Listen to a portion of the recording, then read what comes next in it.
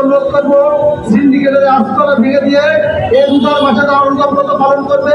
তাদের সহায়তার জন্য আপনারা এই ব্যবসা বাণিজ্য যেটা করবে ন্যায় এবং ইনসাফের ভিত্তিতে করবে।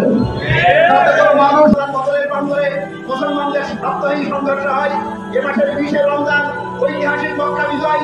এ মাসে রমজান মাসে গুরুত্বপূর্ণ যুদ্ধের মাধ্যমে আল্লাহ রাব্বুল আলামিন এই জমিন থেকে যারা নাফরমানি করেছিল, যারা জুলুমবাজ ছিল, তাদেরকে উৎখাত করা হয়েছে। মুত্তাকি ট্রেনিং নেওয়ার জন্য আমরা এটাও বলতে চাই যে যে ব্যক্তি মুত্তাকি সেই ব্যক্তি কখনো সিন্ডিকেটের সদস্য হতে পারে না।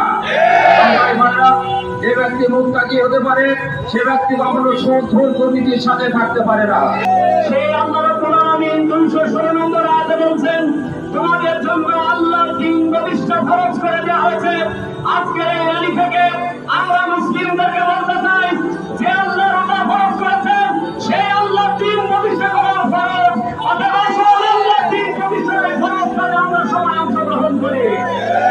বলতে চাই একটি মুসলিম অধ্যুষিত এলাকা আপনারা ব্যবসা বাণিজ্য করবেন, কিন্তু দিনের বেলায় হোটেল রেস্তোরাঁ বন্ধ রাখুন। আমরা ব্যবসায়ীদের বলতে চাই আপনারা ব্যবসা বাণিজ্য করবেন, কিন্তু খাদ্যের কোনো দোকানপাট দিনের বেলায় প্রকাশ্যে চালাতে পারবেন না।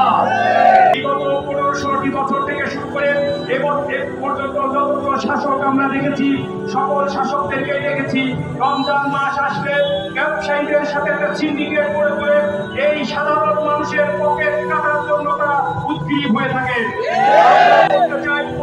তারা ডাকাতি করে, তাদের থেকে আপনারা কম বড় ডাকাত নয়, টাকার পকেট কেটে তাদেরকে জিম্মি করে তাদের কাছ থেকে দ্রব্য মূল্যের দাম বাড়িয়ে তাদের কাছ থেকে টাকা আদায় করে।